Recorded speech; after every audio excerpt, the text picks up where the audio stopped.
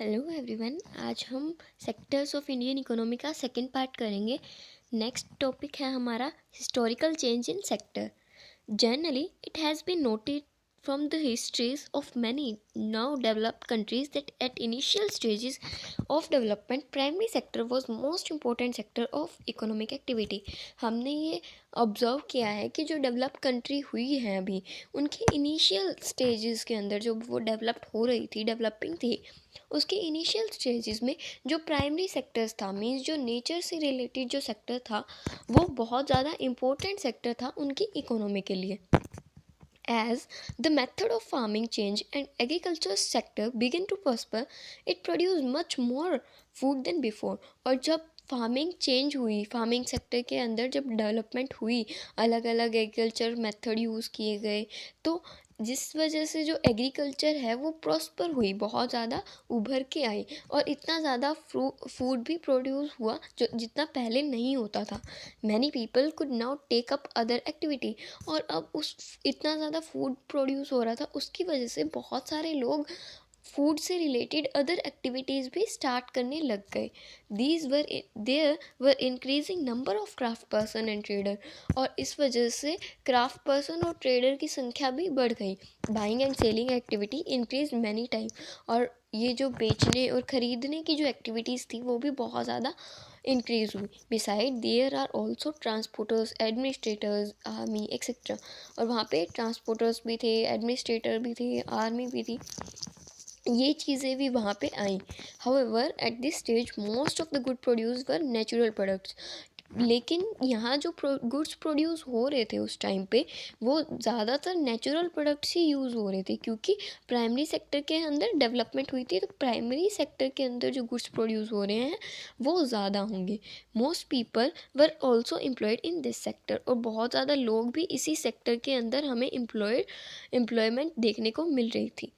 Over a long time, and especially because new method of manufacturing were introduced. और उसके बाद जब अलग अलग methods आए, जब ट्रांसपोर्टर्स आए और क्राफ्ट पर्सन ट्रेडर्स आए, तो उन्होंने क्या किया, सामान बेचना स्टार्ट कर दिया. तो नई नई जब चीज़ें आई तो मैन्युफैक्चरिंग भी स्टार्ट हो गई, मैन्युफैक्चरिंग को भी इंट्रोड्यूस किया गया, अलग अलग उसके मेथड्स भी लाए गए, फैक्ट्री सेटअप की गई और उनको एक्सपेंड किया गया. Those people who had earlier worked on farms now begin to work in factories. जो लोग पहले फार्म्स पे वर्क करते थे वो अब फैक्ट्रीज़ के अंदर वर्क करने लग गए. They were forced to do so as you read in history chapter. और वो ऐसा करने पे फोर्स उनको किया जाता था कि वो ऐसा करे, क्योंकि फिर इंडस्ट्रियल सेक्टर को भी एक कंट्री के अंदर डेवलप करना था, इसीलिए लोगों को फोर्स किया जाता था कि वो ज़्यादा से ज़्यादा इंडस्ट्रीज से भी जुड़े. People begin to use many more goods that were produced in factories at cheap rate. अब लोगों को ये भी रियलाइज़ हुआ कि हमें गुड्स वो चीज़ यूज़ करनी चाहिए जो हमें चीप रेट पे मिलती है, और ऐसी गुड्स जो थी वो चीप रेट पे बनाई जाने लगी फैक्ट्रीज़ के अंदर. Secondary sector gradually became the most important in total production and employment. And primary sector के बाद फिर सेकेंडरी सेक्टर अब बहुत ज़्यादा इम्पोर्टेंट हो गया था प्रोडक्शन और एम्प्लॉयमेंट में. Hence over a time a shift had taken place. और इसके बाद भी सेकेंड शिफ्ट आया. This means that the importance of sector has change. और एक सेक्टर से दूसरे सेक्टर की तरफ इम्पोर्टेंस ज़्यादा बढ़ गई. जैसे फर्स्ट प्राइमरी सेक्टर पे थी, देन सेकेंडरी सेक्टर पे थी, अब फिर टर्शरी सेक्टर पे. In past 100 years, there have been a further shift from secondary to tertiary sector. और 100 सालों पिछले 100 सालों तक सेकेंडरी सेक्टर से भी टर्शरी सेक्टर के अंदर ज़्यादा शिफ्ट आया, ज़्यादा इंपॉर्टेंस दिखने को लगी कि टर्शरी सेक्टर पे भी ज़्यादा हमें ज़्यादा इंपॉर्टेंस है उसकी भी. The service sector has become the most important in terms of total production. बहुत ज़्यादा सर्विस सेक्टर के अंदर प्रोडक्शन की जा रही है, सर्विसेज की अलग अलग सर्विसेज निकाली जा रही हैं. Most of the working people are employed in the service sector.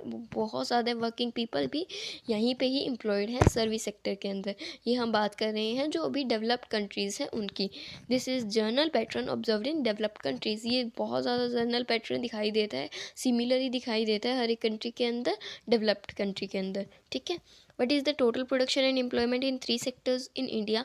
अब इंडिया का पूछा है कि 3 सेक्टर के अंदर टोटल प्रोडक्शन और एम्प्लॉयमेंट कैसे हैं. How the years have there been changes similar to the pattern observe from for the developed country, और इंडिया का कैसे चेंजेस आया है, जैसे कि डेवलप्ड कंट्री के अंदर हमने देखा तो इंडिया के अंदर वैसा पैटर्न कैसे चेंज हुआ है। तो इसमें हम यहाँ पे कवर करेंगे primary, secondary and tertiary sector. ये ग्राफ है, अलग अलग जीडीपी इसमें शो कर रखी है। यहाँ से rising importance of tertiary sector in production. Over 40 years between 1973 and 1974 and 2013-14, while production in all the three sector has increases, इस टाइम पे सभी सेक्टर्स के अंदर, तीनों ही सेक्टर के अंदर प्रोडक्शन इंक्रीज हो रही थी। It has increase in the most tertiary sector, और बहुत ज़्यादा इंक्रीज टर्शरी सेक्टर में आ रहा था। As a result in year 2013 and 14, tertiary sector has emerged as the largest producing sector in India, replacing the primary sector. और 2013-14 के अंदर टर्शियरी सेक्टर जो था वो सबसे बड़ा सेक्टर बन गया, सबसे इम्पोर्टेंट सेक्टर बन गया गुड्स प्रोड्यूस, सर्विसेज प्रोड्यूस करने के मामले में, ज़्यादा प्रोडक्शन के मामले में टर्शियरी सेक्टर सबसे इम्पोर्टेंट हो गया इंडिया के अंदर, प्राइमरी सेक्टर को रिप्लेस करके। First, in any country, services such as hospital, educational institution, post, telegraph services, police stations, courts, village administration, offices, municipal corporation, defense, transport, banks, insurance companies, etc. are required. सबसे पहली ज़रूरत तो किसी भी country की होती है हॉस्पिटल्स और एजुकेशनल इंस्टीट्यूशंस। फिर आगे आगे जैसे जैसे डेवलपमेंट होती जा रही है वैसे वैसे फिर हमें नीड भी फील हो रही है, तो हम उसको भी क्रिएट कर रहे हैं, जैसे कि बैंकिंग का, इंश्योरेंस का। ठीक है, तो ये भी सारी बेसिक सर्विसेज हमें रिक्वायर होती हैं। ठीक है, in developing country the government has to take responsibility for the provision of this services. और एक डेवलपिंग कंट्री के अंदर ऐसा होता है कि गवर्नमेंट की ये रिस्पॉन्सिबिलिटी होती है कि वो सारी सर्विसेज ये सारी सर्विसेज बेसिक जो सर्विसेज हैं वो लोगों को प्रोवाइड करवाए। Second, the development of agriculture and industries lead to the development of services such as transport, storage, trade and like we have already seen. और जैसा कि जब डेवलपमेंट हुई प्राइमरी सेक्टर के अंदर, जब ग्रीन रेवोल्यूशन आया एंड देन इंडस्ट्रियल रेवोल्यूशन आया, जब सेकेंडरी सेक्टर के अंदर जब डेवलपमेंट हुई तो वहाँ से भी कुछ सर्विसेज का इंट्रोडक्शन हुआ, कुछ सर्विसेज इंट्रोड्यूस हुई, जैसे कि ट्रांसपोर्ट, स्टोरेज की। ठीक है, जो कि हम पहले भी पढ़ चुके हैं। Greater development of primary and secondary sectors, more would be the demand for such services. जितनी ज़्यादा डेवलपमेंट होएगी प्राइमरी एंड सेकेंडरी सेक्टर्स में उतनी ही ज़्यादा डिमांड भी बढ़ेगी इन सर्विसेज की। मीन्स जितना ज़्यादा प्रोडक्शन होगा उतना हमें स्टोरेज के लिए एरिया ज़्यादा हमें नीड होगी, जितना ज़्यादा प्रोडक्शन होगा उतना ही ज़्यादा हमें ट्रांसपोर्ट भी करना होगा, जितना ज़्यादा प्रोडक्शन होगा उतना ही हमें सेल भी करना होगा, है ना। तो बहुत ज़्यादा इन सर्विसेज की भी डिमांड फिर इंक्रीज़ होती गई। Third, as income level rises, certain sections of people start demanding many more services like eating out, tourism, shopping, private hospitals, private schools, professional training, etc. और जैसे जैसे जब डेवलपमेंट हुई तो लोगों की इनकम भी बढ़ी, और जब लोगों की इनकम बढ़ी, जब लोगों के पास पैसा आने लग गया तो लोगों ने बहुत ज़्यादा अलग सर्विसेज की भी डिमांड कर दी, जैसे कि टूरिज़्म की, शॉपिंग की, प्राइवेट हॉस्पिटल्स, प्राइवेट स्कूल्स और professional training. You can see this change quite sharply in cities, और ये बहुत ज़्यादा चेंज सिटीज़ के अंदर आ रहा था, स्पेशली इन बिग सिटीज़।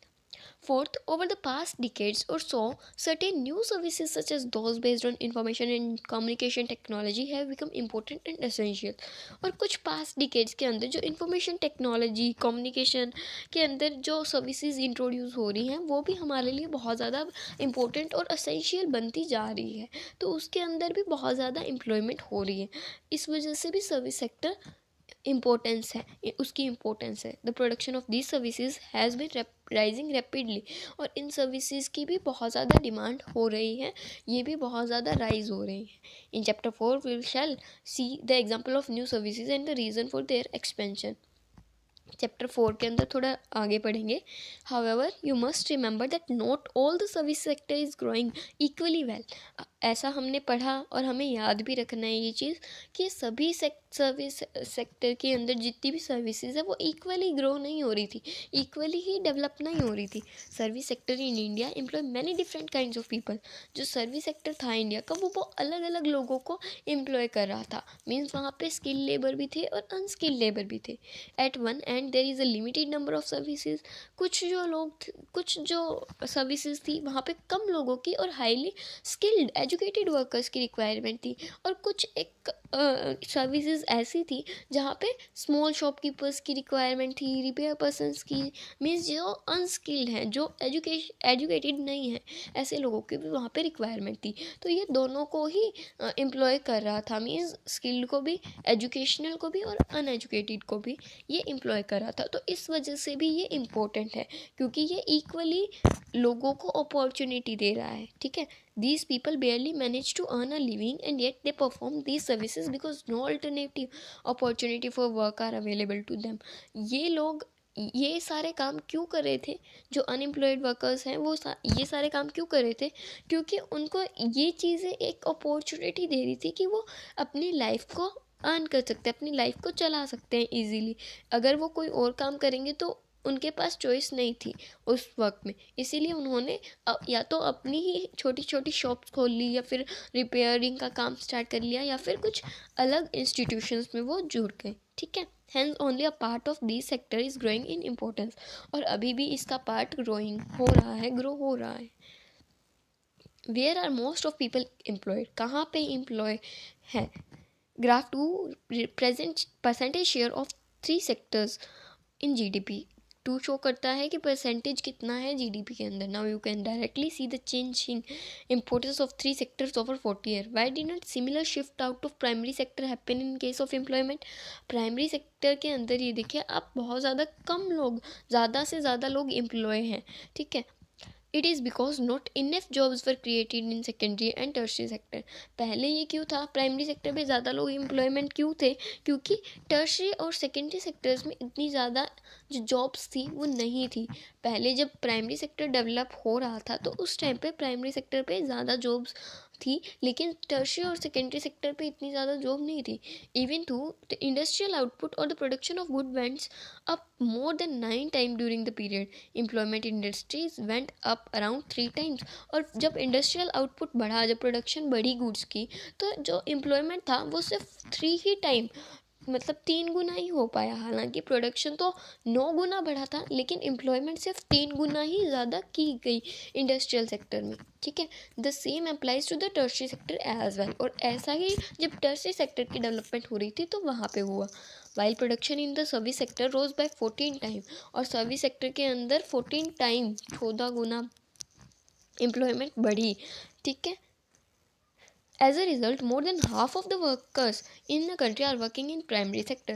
पहले आधे से ज़्यादा पॉपुलेशन कंट्री की वो कहाँ पे वर्क करती थी, प्राइमरी सेक्टर के अंदर। Mainly in agriculture producing only about 1/6 of GDP। और जैसा कि हमने देखा कि प्राइमरी सेक्टर के अंदर सिर्फ 1/6 पार्ट दे रहा है GDP में, मीन्स कि सबसे कम पार्ट वो GDP को दे रहा है, मीन्स प्रोडक्शन कम कर रहा है। लेकिन वहाँ पे आधे से ज़्यादा हमारे वर्कर्स इन्वॉल्व हैं, मीन्स वर्कर्स ज़्यादा हैं लेकिन प्रोडक्शन कम है। In contrast to this the secondary and tertiary sector produce the rest of produce whereas they employ less, about half of the people. और सेकेंडरी और टर्शरी सेक्टर मिल के ज़्यादा गुड्स प्रोड्यूस कर रहे हैं और आधे से कम ही पॉपुलेशन उसके अंदर इन्वॉल्व है। दोनों के अंदर about half of population people worker जो है इन्वॉल्व है, लेकिन प्राइमरी सेक्टर के अंदर ज़्यादा वर्कर है लेकिन कम प्रोडक्शन है। Does this mean that workers in agriculture are not producing as much as they could?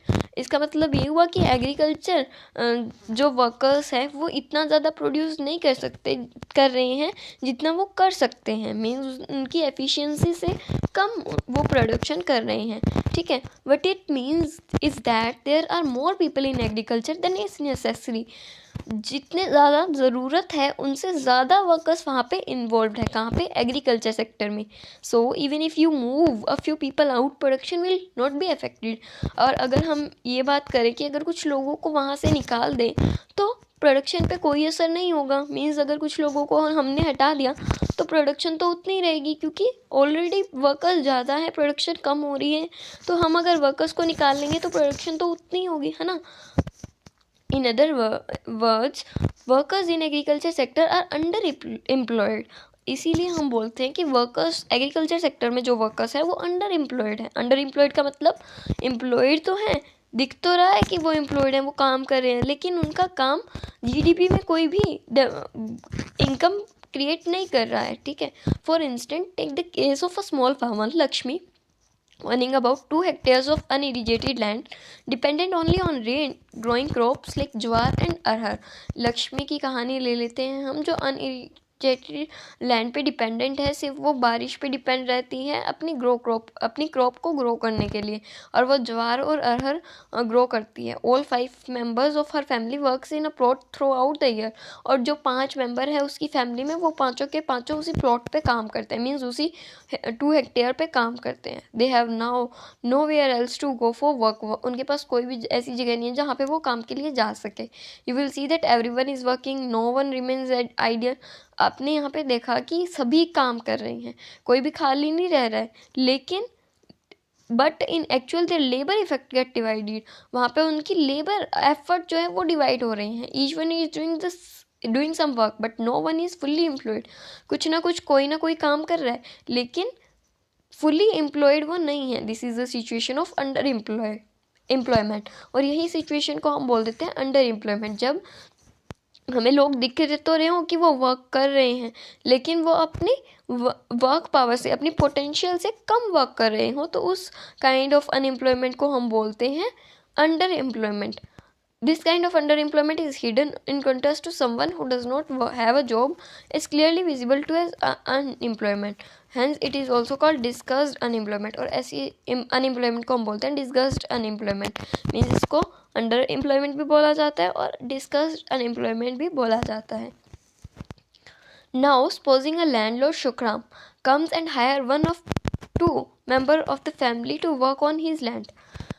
अब सपोज करते हैं कि एक लैंडलॉर्ड है शुक्राम, और वो लक्ष्मी की फैमिली में से 1-2 मेंबर को अपनी लैंड दे देता है ग्रो करने के लिए, क्रॉप ग्रो करने के लिए। Lakshmi family is now able to earn some extra income through wages.